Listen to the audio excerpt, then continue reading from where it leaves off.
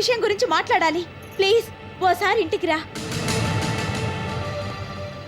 ఏంటి అలా చూస్తున్నా? ఒక్క నిమిషం అక్కడే ఉండు.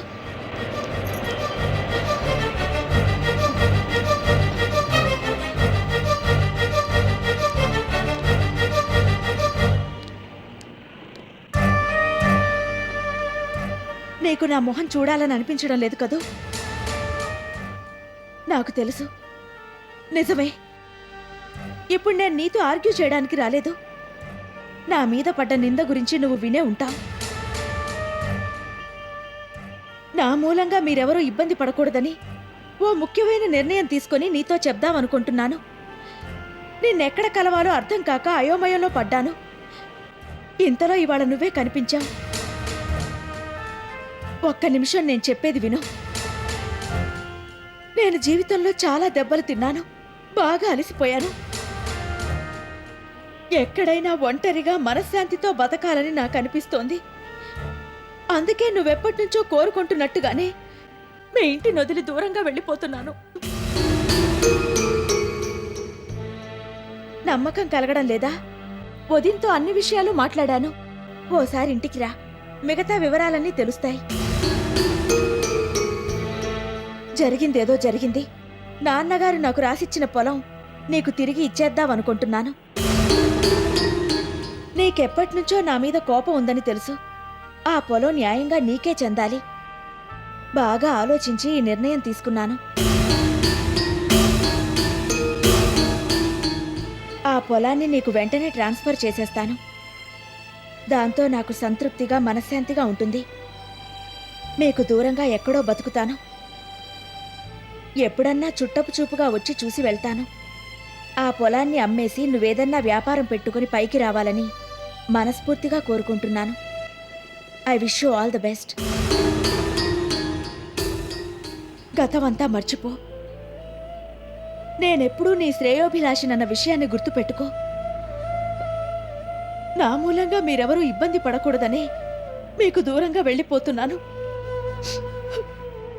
నేను మీ ఇంటి వైపు రావడం కూడా నీకిష్టం లేకపోతే నిరభ్యంతరంగా చెప్పొచ్చు. నేనేవి అనుకోను. I can understand your situation. ఇంకెప్పుడూ మీ ఇంటి వైపు రాను. నా మానాన నేనెక్కడో ఉంటాను.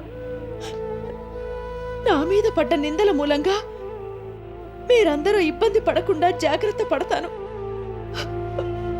సర్లే, ఇప్పుడు అవన్నీ దేనికి? అయ్యిందేదో అయిపోయింది.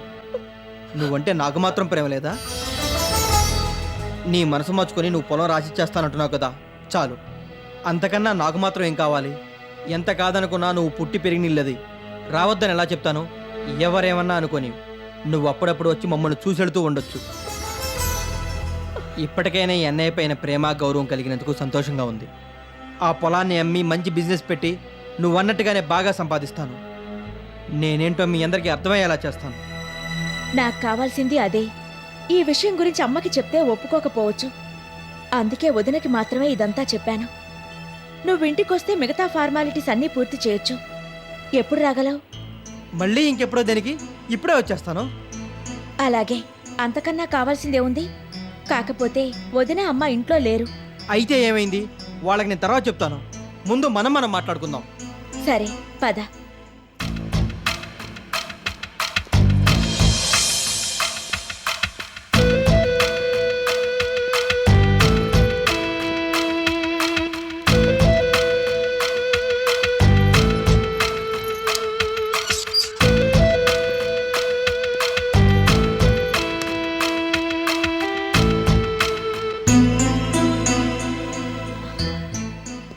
అలా కూర్చో, ఇప్పుడే వస్తాను.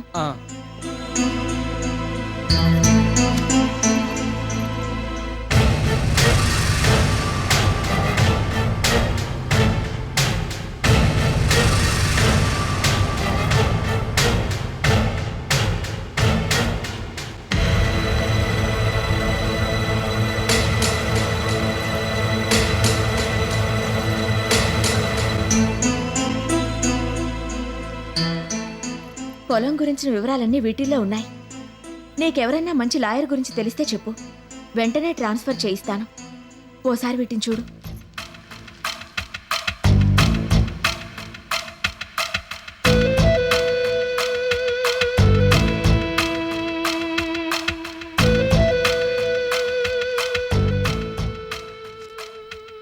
చూసావా? ఆ, చూశాను. ఈ పొలం గురించే కదా నువ్వు అంతకు ముందు నన్ను అడిగింది.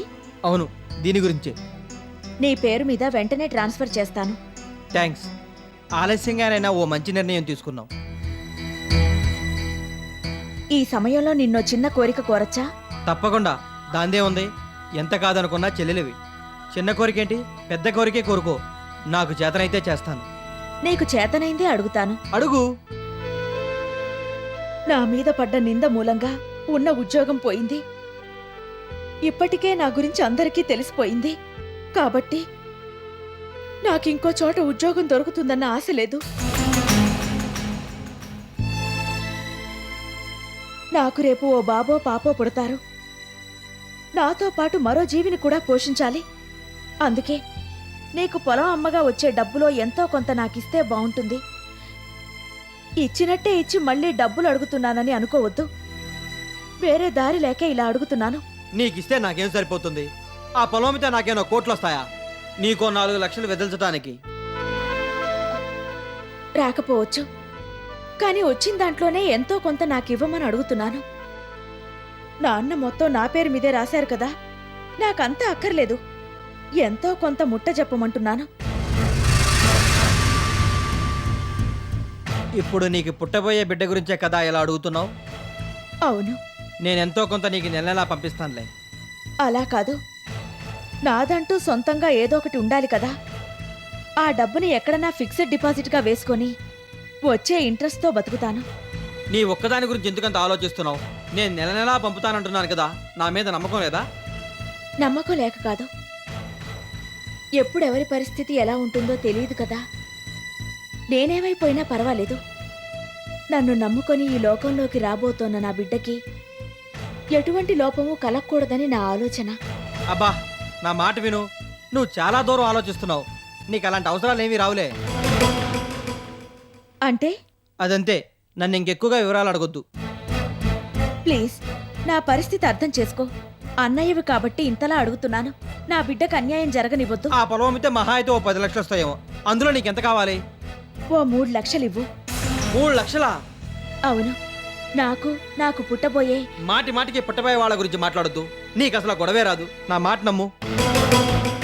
అంటే? నువ్వు నెల తప్పావని నువ్వు అనుకుంటున్నావేమో. అలా ఏం జరగలేదు. అదేంటి? అదంతే. డాక్టర్ కమల గారే ఇదంతా చెప్పారు కదా, ఆవిడ మాటలు నమ్మకుండా ఎలా ఉండగలను? ఆవిడ అలాగే చెప్తుందిలే. అంటే? అంటే ఏం చెప్పను. సరే, వ్యవహారం ఇంత దూరం వచ్చింది కాబట్టి నీకు ఈ విషయం చెప్తున్నాను. నువ్వు ఇప్పుడు ఎలాగో మనసు మార్చుకున్నావు కదా. ఏ విషయం? నీ మీద నాకు కోపం ద్వేషం బాగా ఉండేవని నీకు మొదటి నుంచి తెలుసు. ఈ పొలం కూడా నాన్న నీకే రాసిచ్చాడు. నువ్వు హాయిగా బాలకృష్ణని పెళ్లి చేసుకుని సుఖంగా బతకాలనుకుంటున్నావు. నా బతుకే తెగిన గాలిపటంలా మారింది. అందుకే నీ మీద కోపంతో నీ పెళ్లి చెడగొట్టాలని డాక్టర్ కమల్తో నేనే మాట్లాడి ఇదంతా చేయించాను. ఆవిడ చెప్పిందంతా అబద్ధం. అయినా ఇప్పుడు అదంతా దేనికి? ఈ విషయం నువ్వు ఇంకెవరికీ చెప్పొద్దు. నువ్వు నాకు ఇలా పొలం ట్రాన్స్ఫర్ చేసి ఇస్తున్నట్టు కూడా అమ్మకి తెలియనివ్వద్దు. ఇదంతా మనం రహస్యంగానే ఉంచుదాం. నువ్వు అనుకుంటున్నట్టుగా నీకెవరో పుట్టబోవడం లేదు. డబ్బు అవసరం నీకు రాదు. ఎప్పుడన్నా కావాలంటే నన్ను అడుగు. అసలు నీ ఖర్చులకి నెలలా నేను పంపించే సరిపోతుంది. కాబట్టి ఆ 3 లక్షల గురించి మర్చిపోయి పొలం నా పేరుని ట్రాన్స్ఫర్ చేసాయి. నువ్వు చెప్పేది నిజమేనా? నిజమేనే కదా చెప్తున్నాను.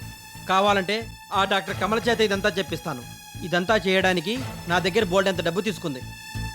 నేను వెంటనే లాయర్గానే పిలుచుకొస్తాను. మిగతా ఫార్మాలిటీస్ అని త్వరగా పూర్తి చేసేస్తే మనకే గొడవ ఉండదు. లేదు, నాకు డబ్బే కొట్టడానికి నువ్వు ఇలా అంటున్నావు. నేను నీ మాట నమ్మను.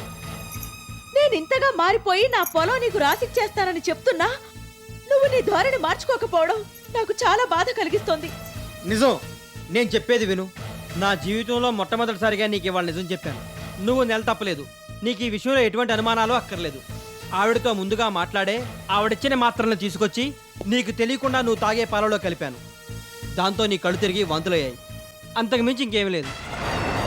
కానీ కానీ నువ్వు ఇంకేం ఆలోచించొద్దు. ఈ విషయం గురించి ఇక మర్చిపో.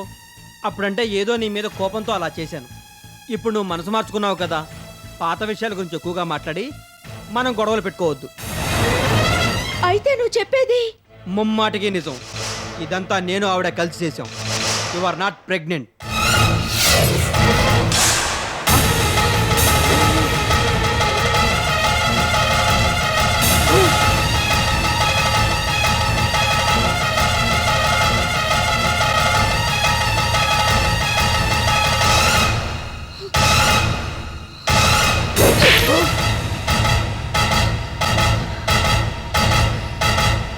స్కౌండ్రల్!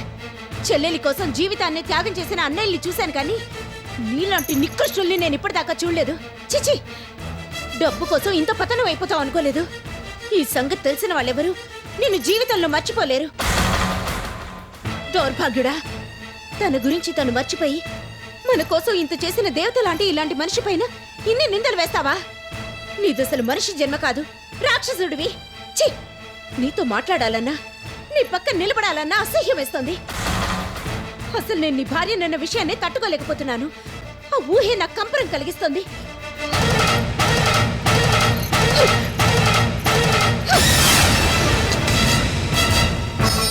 ఇక నీకు నాకు ఎటువంటి సంబంధం లేదు.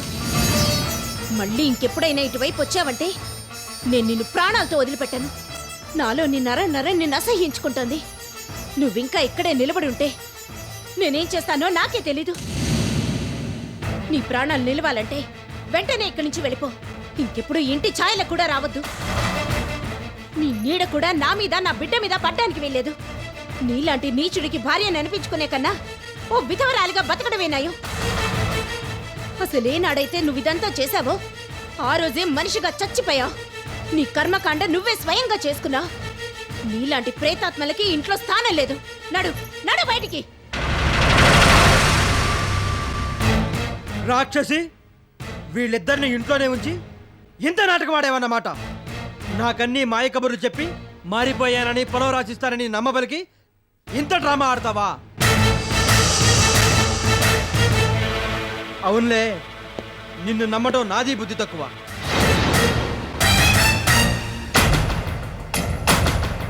అవును, నేనే ఇదంతా చేయించాను. అయితే ఏంటంట, జరగాల్సిందంతా జరిగిపోయింది. బాలకృష్ణ మనసు విరిగిపోయింది. నీకిక జన్మలో పెళ్లి కాదు. నీ క్యారెక్టర్ గురించి ఈ సమాజంలో ఎవరూ సరిగ్గా మాట్లాడరు. నేను అనుకున్నది ఎలాగూ సాధించాను. ఇప్పుడు నువ్వేం చేయగలవు? ఓ 4 శాపనార్థాలు పెడతావు, అంతే కదా. అంతకు మించి ఇంకేం చేయలేవు. నిన్నిప్పుడు ఆ బాలకృష్ణే కాదు, ఎవరో పెళ్లి చేసుకోరు. నువ్విక ఓ బజారు దానిలాగానే బతుకు వెళ్ళదీయాలి. నీకెవరో ఉద్యోగం ఎవరు, నీ ముఖం కూడా చూడరు. కాబట్టి ఆ పొలాన్ని నాకు రాసిచ్చేయి. అది అమ్మే నీకెంతో కొంత పడేస్తాను. కిక్కురమనకుండా నీ దారేదో నువ్వు చూసుకో. వద్దుదినా, ఇలాంటి మనిషిని తాకితే నీ శరీరం మైల పడిపోతుంది. నువ్వు ఇందాక అన్నావు కదా, ఇలాంటి పని చేసి బతికుండగానే తన కర్మకాండని తను నిర్వహించుకున్నాడు. ఇలాంటి మనిషిని చూసి మనం జాలి పడాలి తప్పితే ఆవేశపడకూడదు. We should not waste our energy and emotion on such people. ఏంటి తెగ నీతులు చెప్తున్నావు? మర్యాదగా ఆ పొలం రాసిస్తావా లేక? నువ్వు ఇంకొక నిమిషం ఇక్కడున్నా నిన్ను నరికి పోగులు పెడతాను. నా సంగతి నీకు తెలీదు. ఆవేశంలో ఏమైనా చేస్తాను. నిన్ను నిన్ను అసలు వదినా.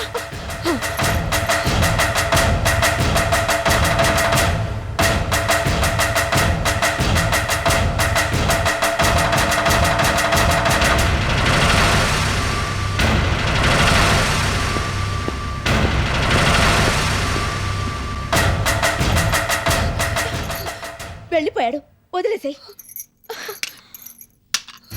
అతన్ని చంపి నీ జీవితాన్ని నువ్వెందుకు నాశనం చేసుకోవాలి వదినా? ఇలాంటి పనులు చేసే అతను ఎప్పుడో శవంలా మారిపోయాడు. చచ్చిన వాడిని మళ్ళీ మళ్ళీ ఎక్కడ చంపుతాం? ఇలాంటి వాళ్ళ కోసం నేను ఇందాక చెప్పినట్టు మన ఎనర్జీని వేస్ట్ చేసుకోకూడదు. అతని నోటి వెంటే అతను చేసింది చెప్పించి అమ్మకి అన్ని విషయాలు అర్థమయ్యేలా చేయాలని, తనకి నా మీద నమ్మకం కలగాలని నేను ఇదంతా చేశాను. నా మాట విని నువ్వు నాకు సహకరించబట్టి ఇదంతా జరిగింది. ఈ సమాజంలో ఎవరేమన్నా నేను తట్టుకోగలను, కానీ అమ్మ నన్ను అపార్థం చేసుకున్నా, అసహించుకున్నా నేను భరించలేను, బతకలేను. అందుకే ఇదంతా చేశాను. పొలం అమ్మేస్తున్నానని నీతో అబద్ధం చెప్పాను. ముందుగా నీకు ఈ విషయాలన్నీ తెలిస్తే నువ్వు ఆవేశపడిపోతావని నేను చెప్పలేదు. ఈ విషయంలో నిన్నేమన్నా ఇబ్బంది పెట్టుంటే నన్ను క్షమించు. ఆ మాట అనాల్సింది నేను. మా కోసం భయంకరమైన నరకాన్ని చవి చూసావు, ఎన్నెన్నో బాధలు పడ్డావు. మాటల్లో నీకు కృతజ్ఞతలు చెప్పగలను తప్పితే నీకేం చేయలేని అసహాయురాల్ని. మేమేం చేసినా నీ రుణం తీరదు. మమ్మల్ని అందరినీ క్షమించు సుప్రతీక, క్షమించు. మా మూలంగా నీకు తీరని అన్యాయం జరిగింది. నీకెలా చెప్పాలో ఏం చెప్పాలో అర్థం కావడం లేదు. అసలు మాటలు రావడం లేదు. ఏంటోదినా ఇది? అన్నీ తెలిసిన దానివి నువ్వే ఇలా ఆవేశపడిపోతే ఎలాగూ? జరిగిన దాంట్లో నీ తప్పేవీ లేదని నీకు తెలుసు, నాకు తెలుసు. అయినా మనిద్దరి మధ్య ఈ క్షమాపణలు కృతజ్ఞతలన్నీ దేనికి? ఇంకెప్పుడు మనం ఇలా మాట్లాడుకోవద్దు. Forget it. నువ్వు రిలాక్స్ అవ్వు. ఇంత జరిగినా నేను బాధపడకుండా ఎలా ఉండగలను? నీ గురించి ఆలోచిస్తుంటే కడుపు తరుక్కుపోతోంది. ఆడపడుచు ఉసురు మహాశాపమై ఈ కుటుంబం మొత్తాన్ని నాశనం చేస్తుందేమోనని నాకు భయంగా ఉంది. నీ చేత ఆ నీచుడు పెట్టించిన కన్నీళ్ళన్నీ ఓ మహాసముద్రమై మమ్మల్ని అందరినీ ముంచేస్తుందేమో. ఏంటది నా మాటలు? నీ మీద నాకెప్పుడూ కోపం లేదు. అసలు అలాంటి ఆలోచనే రానివద్దు.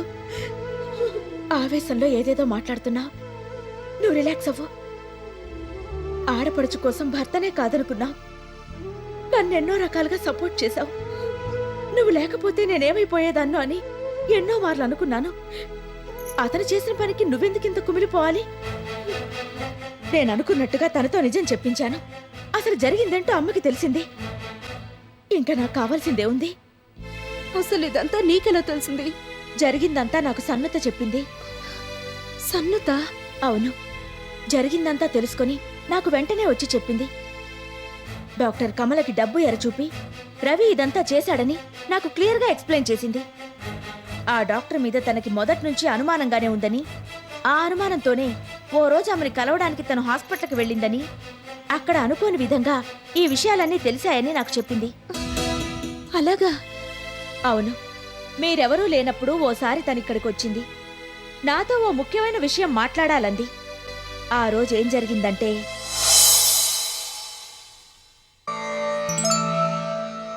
సుప్రతీక,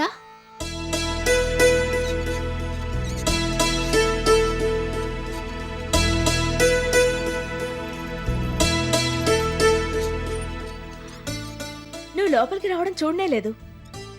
I have got some very important news for you. ఇది వింటే నువ్వెంత సంతోషపడతావో. ఏంటది? You are not pregnant. ఇదంతా మీ అన్నయ్య, ఆ డాక్టర్ కమల ఆడిన దొంగ నాటకం. అన్నయ్య? అవును, ఇదంతా మీ అన్నయ్యే చేయించాడు. నీ పెళ్లి బాలకృష్ణతో ఫిక్స్ అవ్వడం అతను చూసి భరించలేకపోయాడు. ఆ రోజు ఇక్కడ ముహూర్తాలు నిర్ణయించేటప్పుడు కిటికీ బయట నుంచి నిలబడి చూశాడట. వేషంతో రగిలిపోయాడట.